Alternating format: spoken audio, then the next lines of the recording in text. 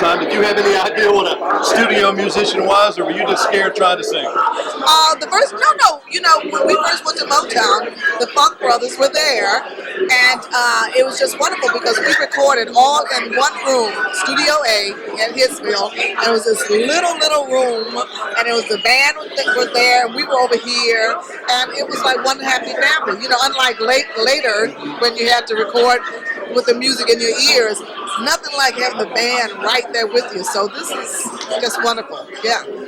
And they were a pretty amazing band too, weren't they? I mean, weren't kind of, in some cases they did play on the road or clubs together, but I mean, they were a pretty amazing bunch. Could you tell that was amazing, or were you too busy doing your job? No. I mean, you know what? The one thing about Motown, and I'm sure about Nashville and all the sound, Nashville sound too, is when you're in there with the musicians, and they're great musicians, as time has proven, you know it instantly. So it was a party. I mean, it was like we were there.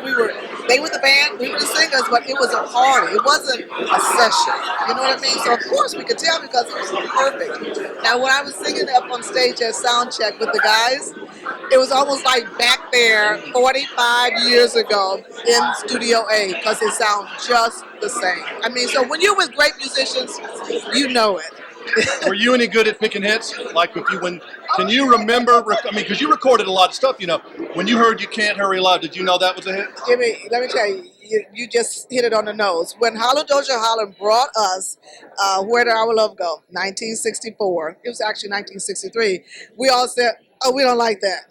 We want a hit. We want a hit like Martha and the Vandellas, you know, the Marvelettes. And they said, no, trust us, this is going to be a hit.